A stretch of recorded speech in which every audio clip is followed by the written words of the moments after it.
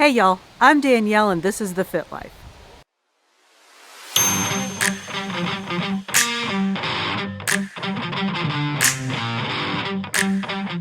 My fit life has been a bit of a mess this week. I have to tell y'all what happened.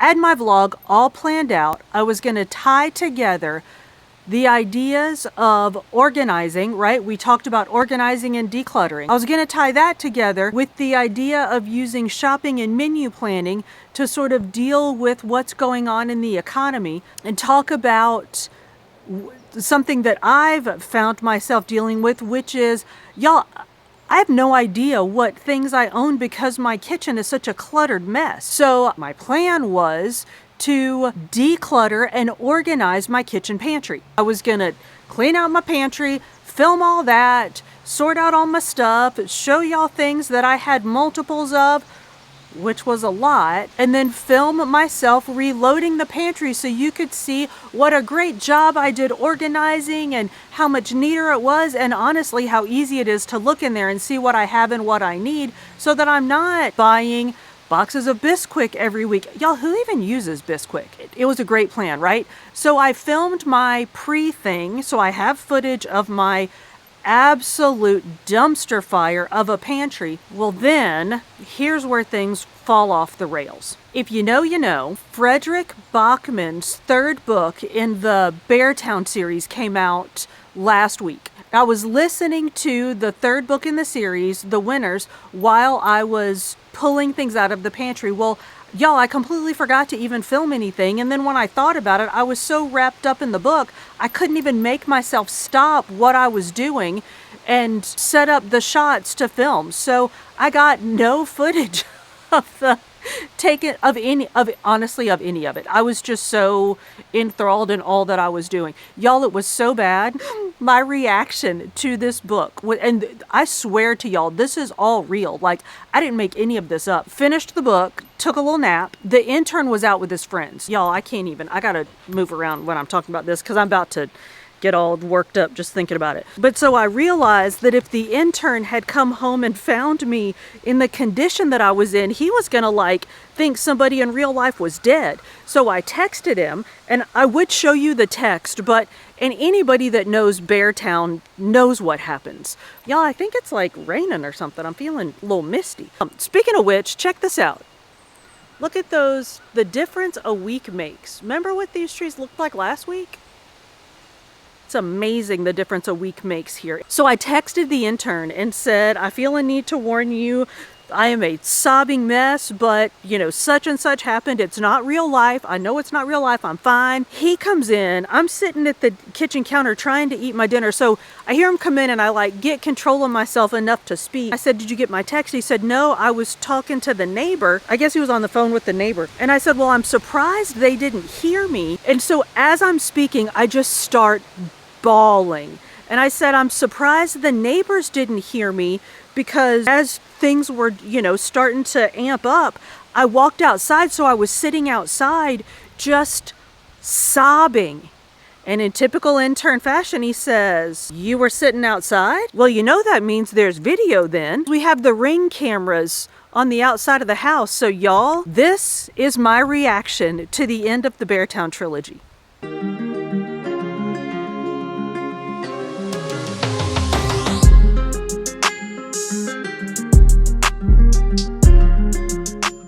I will spare you the audio. And y'all, that's for real. That's honest to goodness. I'm not faking any of that. I was inconsolable. And that was about the time the intern gets off work. So I was seriously trying to get control of myself. I expected he would go out with his friends after work, but I was like, oh my God, if he comes home and finds me like this, he's honest to God gonna think my mom is dead.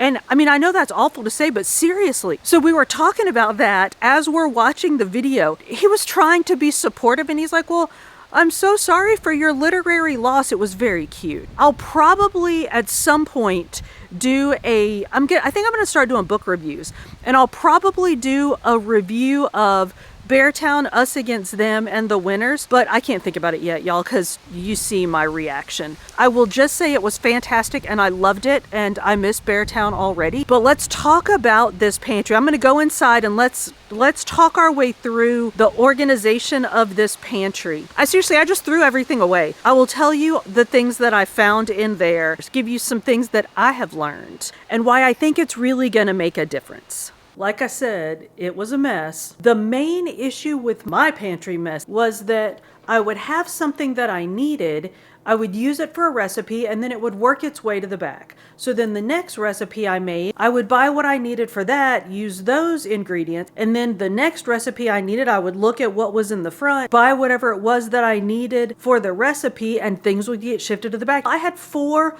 boxes of Bisquick. I honestly can't even tell you the last time I used Bisquick. I'm not even sure it was me.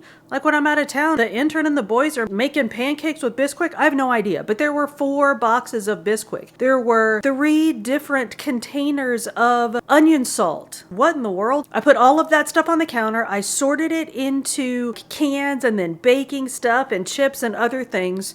And then I went through that and ended up with a humongous trash bag of stuff that we just didn't need anymore. Here's what our pantry looks like now. I got rid of all of the vases that came with various flower gifts. So I got rid of those. I put those up somewhere else. Got rid of all the random stuff up here. There's a shelf back there, if you can see that. And there's actually space where I can put in stuff if it comes down to it. But I can put stuff up underneath the things on top of the shelf if I need more room for storage in there. I had tons of pasta stacked here. I put most of that out in the garage. I have some baking stuff here. But these I have organized in a clear plastic container. I love these. So these are for I think they're, well, I don't actually know if these you're supposed to use for spices or for cans, but I use them for both. So that's spices. That's where my chips ended up. I have a this already existed. I've just moved it around. A plastic container full of hot sauces. I pulled out all of my baking stuff and I've arranged that. I don't know if you can see, but there's a plastic container back here. So if I'm baking, I can just pull this whole thing out and my flour, sugar, all that stuff is back there. Here's baking soda, baking powder, baking things are in this. There's cocoa powder. So all of that is kind of organized here. Here are my muffin liners. Here's some salt. So that's all like the baking stuff. These I love. Here are jars of things like sauces and the like. We have various types of honey. Y'all don't judge us. But this, I have it organized on like a can riser.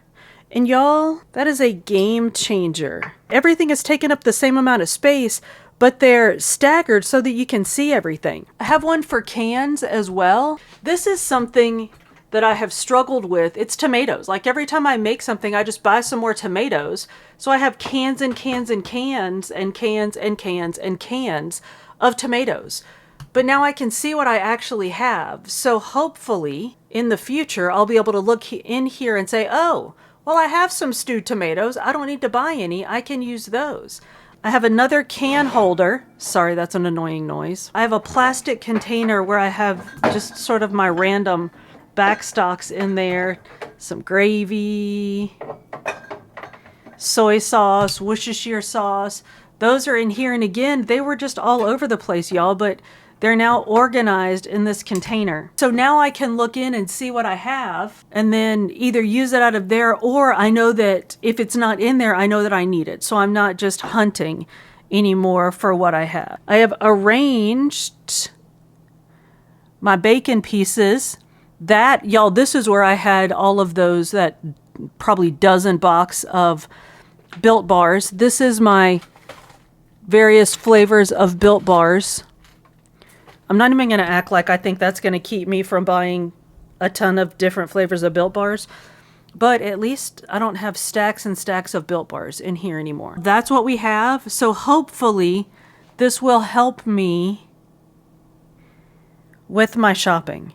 So instead of just randomly buying whatever it calls for in a recipe, I can look, see what I have, and just buy what I need. So hopefully that too will help me with working my way into a manageable grocery budget. So now y'all see how my pretend secret boyfriend Benji ruined my vlogging plan. Anyway, I am going to do a quick workout, and then I think for dinner, instead of my normal turkey or chicken, like I promised last week, I'm gonna throw together some kind of beef thing. Let me get my workout done, and then we'll figure out what we're doing for dinner, all right? Y'all stay tuned.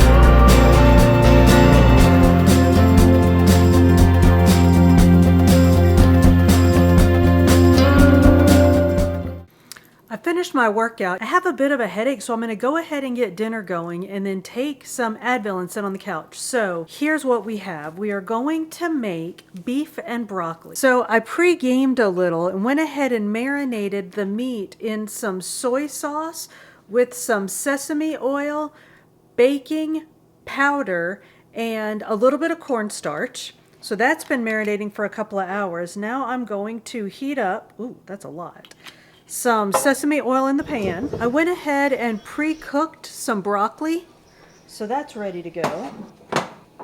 While that's heating up, let me go ahead and show you. I've mixed together 1/3 cup of beef stock, 1/4 cup of oyster sauce, which seems like a lot of oyster sauce, but it's what the recipe called for, and a teaspoon of cornstarch, which I went ahead and dissolved down so that it wouldn't clump up. So I'm going to just cook this just a little bit. And this has been, like I said, this has been marinating in that soy sauce marinade. So I'm just gonna sear this quickly. I don't want it to cook all the way.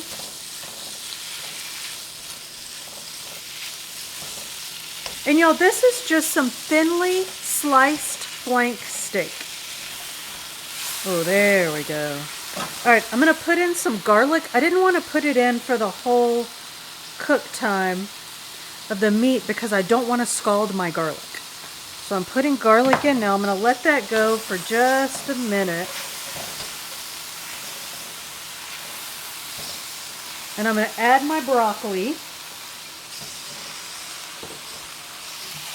Whoops. Now when I add this other sauce, I'm just gonna let it go for about a minute until it thickens up, and then we're done.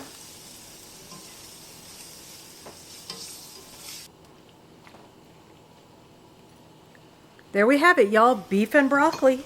That looks really good. I'm gonna make a pot of rice when the intern gets home, and we'll have this with some egg rolls that I have in the freezer. That was a quick, easy recipe, y'all. It was probably 10 minutes start to finish, not counting the 20, maybe 30 minutes that I had the meat marinating in the fridge. Dinner's on the stove, so I am gonna go relax on the couch, try to get rid of this headache, and I will talk to y'all later, okay? Bye now. Y'all, thanks so much for coming to my channel. If you haven't already done so, subscribe and hit that notification bell. I post new content every Monday. Thanks, bye!